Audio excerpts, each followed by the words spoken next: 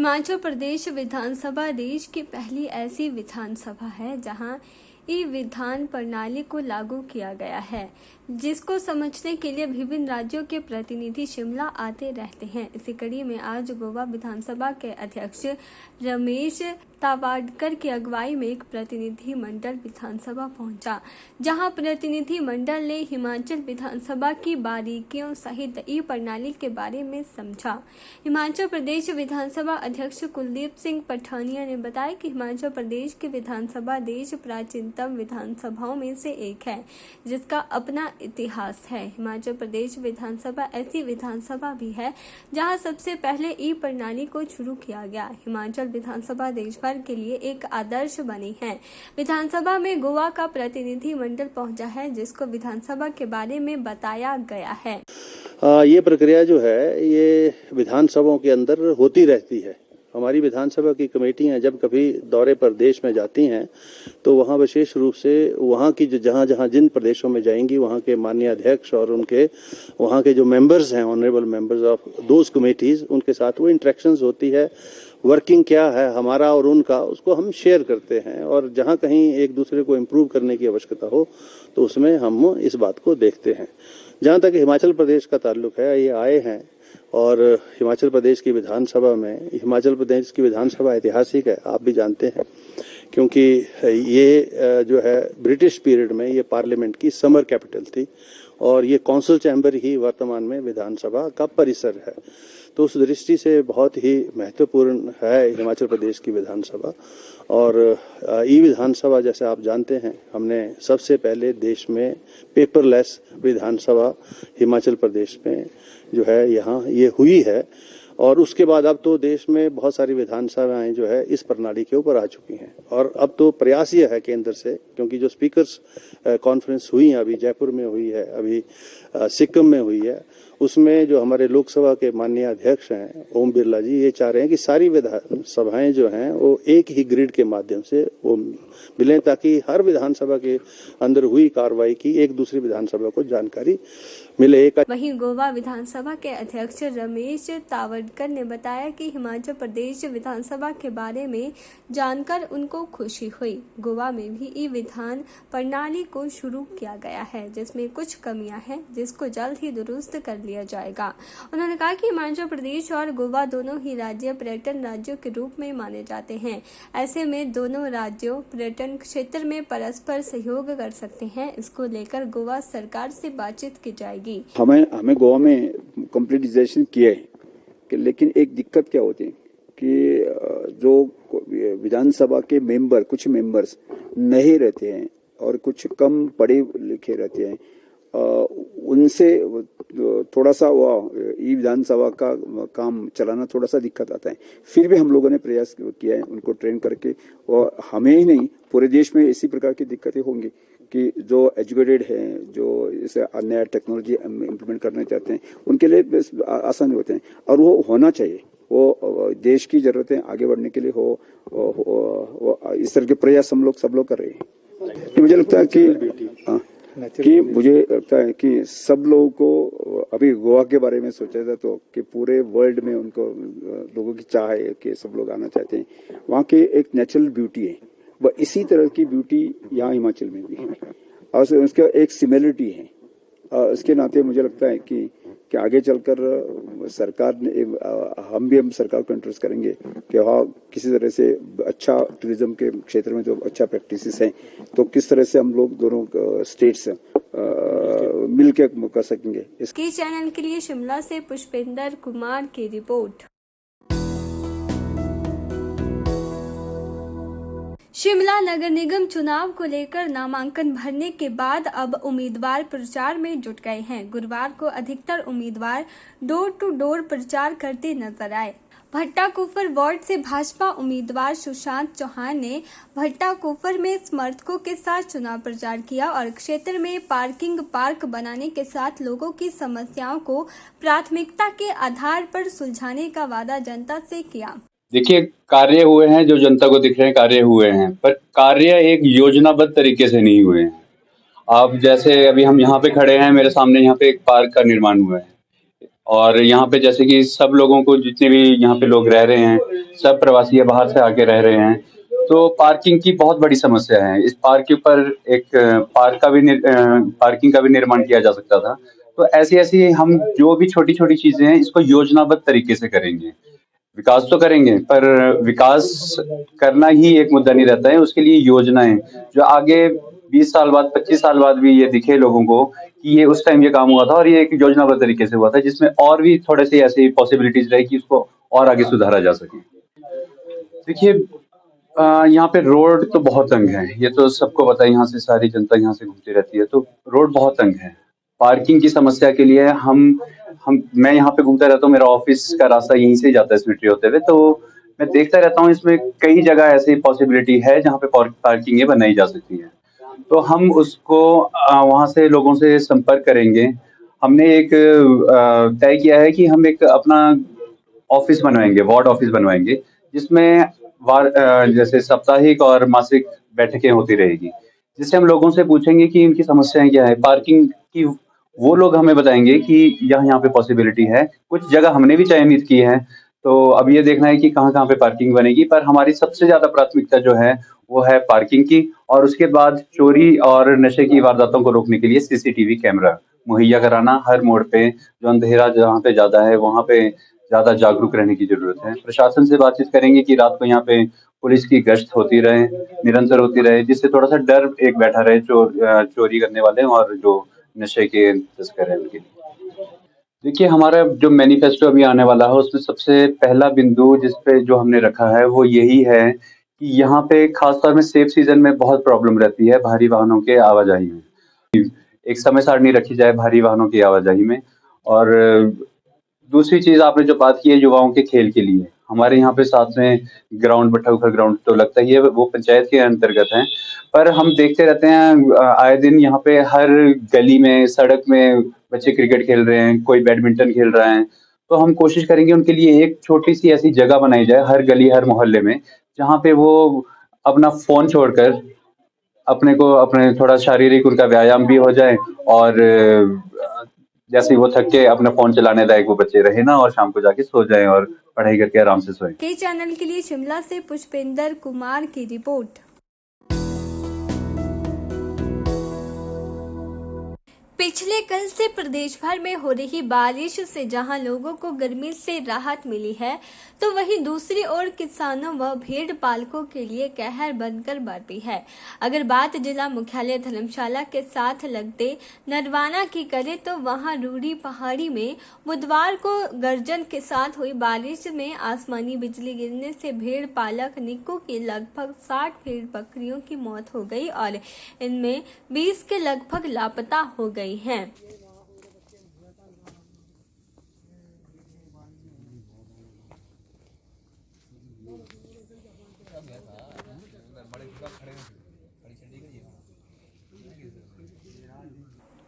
पीड़ित भेड़ पालक के मुताबिक शाम को आसमानी बिजली गिरने से 200 के करीब भेड़ बकरियों की मौत हो गई है और जिनमें भेड़ बकरियों की मौत हुई है उनमें से कुछ गर्भवती भी थी। इस घटना में भेड़ पालक का लगभग 6 लाख के करीब नुकसान हुआ है। वहीं पीड़ित भेड़ पालक निक्कू राम ने कहा कि भेड़ बकरियां ही उनकी रोजी रोटी कमाने का साधन है और इसी से ही अपना व अपने परिवार का गुजर बसर करते हैं। वो दे भेज पे ही आते उठो तो भाई 5-7-10 में बदली थी और मरी चुकी ही। तो हाउ दाना कोई गोठा मज पेरा मरी चुका कहना इतियाँ जो कहना जाड़ा जोड़ा बड़ी न सुकरेंटरी बहुत जरूरी जे न आते कुछ ये रहन तो अंदी कुछ वो टुल्लो अंदी न मेरा नुकसान है कोई हाउ दाना रहा। अच्छा, हाँ जी, हाउ दाना रहा नुकसान है कि मेरे हवा दाना रे की नुकसान है कोई 6 लाख का नुकसान आए। अच्छा, पूरे कर देना है गुजारा, कोई दिहाड़ी ना दप्पे ना मेहनत ना मजूरी ना इतियाँ पैरों बेचने ना सू तां बस बे कहना घरा खर्चा ते डेरा खरा खर्चा अपना खर्चा कढ़ना हो।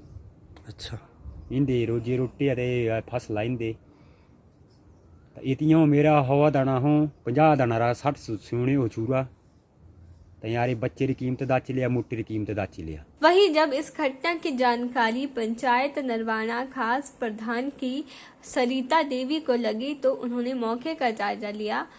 जिला प्रशासन को गुहार लगाई है कि भेड़ पालक निक्कू राम को उचित मुआवजा प्रदान करें ताकि आसमानी बिजली गिरने से निक्कू कुमार की मरी 200 के करीब भेड़ बकरियों की भरपाई हो सके।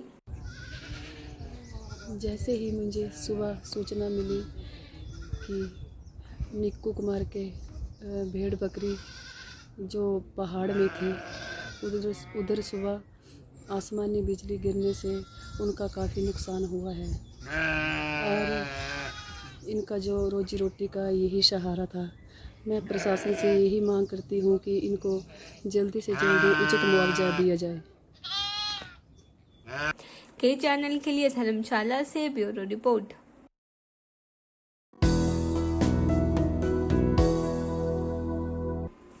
राहुल गांधी की लोकसभा सदस्यता रद्द किए जाने को लेकर वीरवार को प्रदेश के कृषि एवं पशुपालन मंत्री चौधरी चंद्र कुमार के नेतृत्व में जिला कांगड़ा कांग्रेस पार्टी ने भारत संकल्प सत्याग्रह में धर्मशाला स्थित डीसी कार्यालय के बाहर केंद्र की मोदी सरकार के खिलाफ जमकर नारेबाजी की। केंद्र सरकार के खिलाफ इस विरोध प्रदर्शन में जिला कांगड़ा के कई विधायक व कांग्रेस पदाधिकारी और कार्यकर्ता मौजूद रहे। इस मौके पर कृषि एवं पशुपालन मंत्री चौधरी चंद्र कुमार ने कहा कि राहुल गांधी कभी नहीं डरे हैं और ना डरेंगे।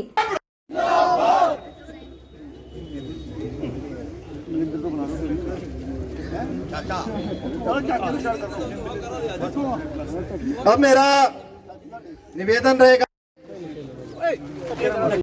देखिए ऐसा है कि हमारे जिला कांग्रेस कमेटी के अध्यक्ष अभी उन्होंने कहा अरुण जी ने कि मैंने सभी को टेलीफोन के ऊपर सूचना दी थी और जो है वो हमारे काफ़ी विधायक और पूर्व विधायक जहाँ हमारी कार्यकारिणी के स्तर से जहाँ इस धरना प्रदर्शन में शामिल हुए हैं। हो सकता है कि जहाँ का जो स्थानीय विधायक है कि उसको कोई अपना काम हो तो हो भी सकता है कि वो किसी काम की वजह से यहाँ पर बयान में कहा था कि हमें बुलाते नहीं इसलिए मैं ऐसी बात नहीं, क्योंकि अभी आपको जहाँ स्पष्ट किया हमारे जिला कांग्रेस कमेटी के अध्यक्ष जी ने कि ये एक कार्यक्रम हमने धरना प्रदर्शन कर रखा है, आप जरूर इसमें शामिल हुए। तो जब धरना प्रदर्शन ये पार्टी का सभी का ये दायित्व बनता है कि उसमें सभी को इकट्ठा होकर के आना, की बात नहीं है। हमने अगर मान लो कि कोर्ट ने अपना फैसला दे दिया तो कोर्ट में उसमें ये प्रावधान भी था कि 30 दिन तक जो है उसको इंतज़ार करना चाहिए था और 30 दिन के बाद जो है वो अपना फैसला जो था उसके बाद कोई भी अगला स्टेप जो था उसके फैसले का इंतज़ार करना चाहिए था। अगर उनको इतनी जल्दबाजी थी तो वो पार्लियामेंट की सिलेक्ट कमेटी बना देते और सिलेक्ट कमेटी में इस केस को भेजते, क्योंकि वो एक चुना हुआ पार्लियामेंट का मेंबर था।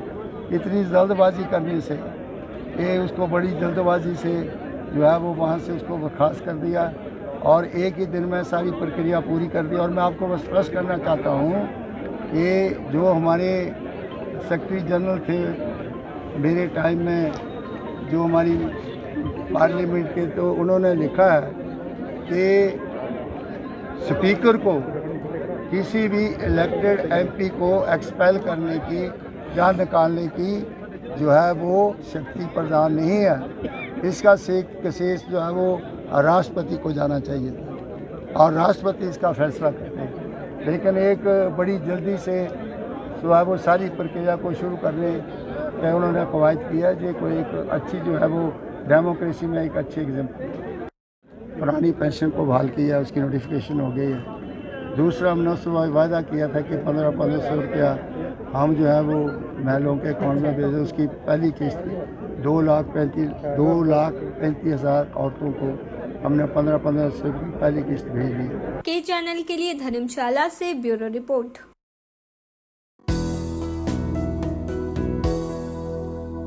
धर्मशाला में दोपहर बाद आसमान में अचानक काले बादल छा गए और देखते ही देखते तेज बारिश के साथ ओलावृष्टि शुरू हो गई।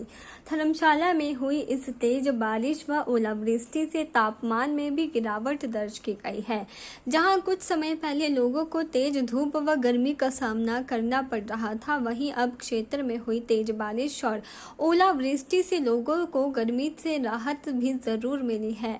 तेज बारिश व ओलावृष्टि होने से फसलों को भी नुकसान पहुंचा है। वहीं बात अगर मैक्लोडगंज, नड्डी, भाग, सुनाग व स्टोवरी की जाए तो इन क्षेत्रों में भी तेज बारिश के साथ ओलावृष्टि हुई। वहीं लोग भी इस बारिश व ओलावृष्टि से बड़ी ठंड के कारण अपने अपने घरों में ही दुबके रहे। वहीं मैक्लोडगंज के बाजार में भी सन्नाटा ही पसरा रहा।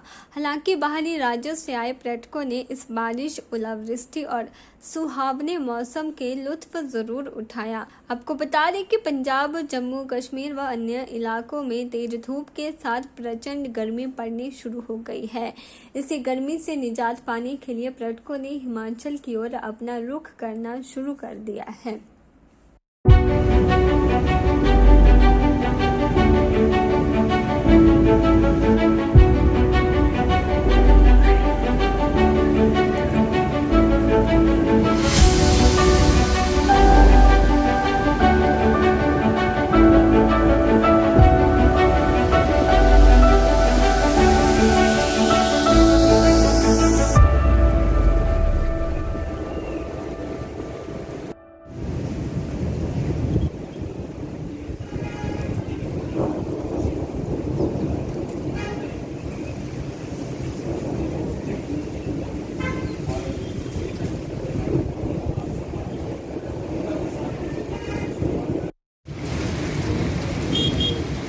वहीं बात अगर मौसम विभाग की जाए तो मौसम विभाग के अनुसार 22 अप्रैल तक मौसम खराब बना रहेगा और तेज बारिश होने से ओलावृष्टि की संभावना भी जताई गई है।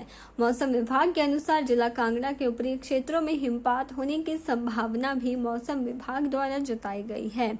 वहीं मौसम खराब होने के कारण जिला प्रशासन से भी सभी ट्रैकिंग साइट को बंद कर दिया गया है ताकि किसी भी अनहोनी घटना से बचा जा सके। के चैनल के लिए धर्मशाला से ब्यूरो रिपोर्ट।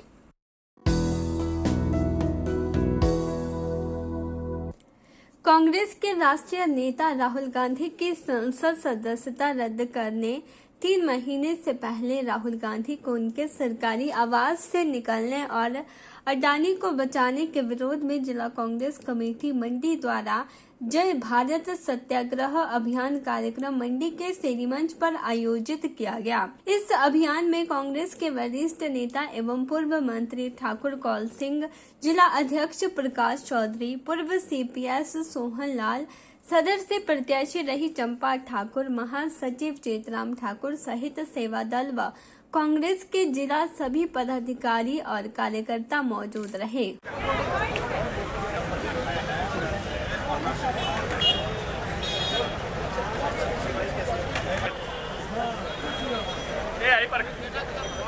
इस दौरान कांग्रेस के वरिष्ठ नेता एवं पूर्व मंत्री कौल सिंह ठाकुर ने कहा कि केंद्र की मोदी सरकार उद्योगपति अडानी को बचाने के लिए लोकतंत्र का गला घोट रही है और राहुल गांधी द्वारा संसद में अडानी को लेकर पूछे गए सवाल को लेकर केंद्र की मोदी सरकार बदले की भावना से प्रेरित होकर राहुल गांधी की संसद सदस्यता रद्द कर दी। ये दिया जा रहा है क्योंकि हिंदुस्तान में, भारत में लोकतंत्र को खतरा हो गया है।